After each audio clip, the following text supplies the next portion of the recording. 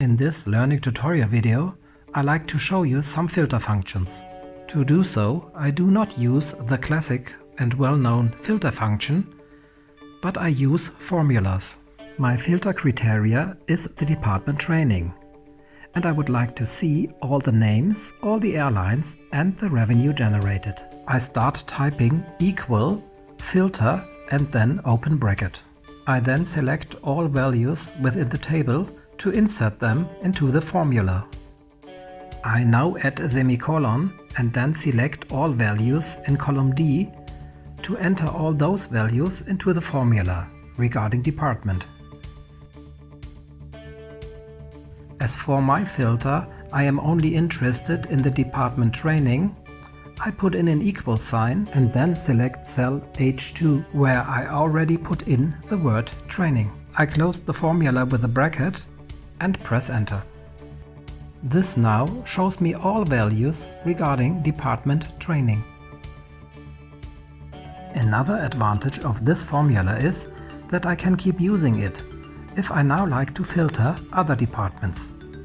If I, for example, now in cell H2 change training into ground operations, then all the values from ground operations will be shown.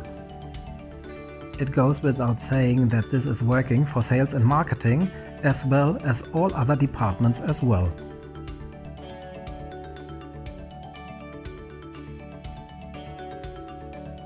Finally, I would like to show you how this filter function works very good for numbers.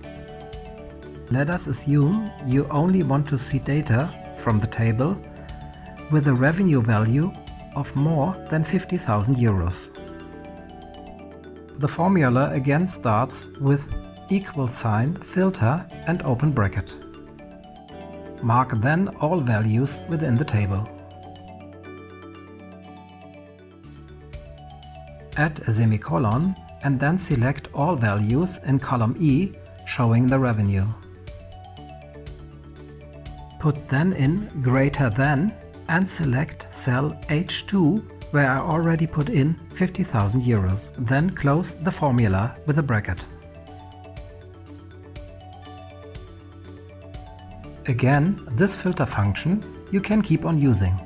If you now, for example, change the value of H2 from 50,000 euro to 80,000 euro, you will be shown the results immediately.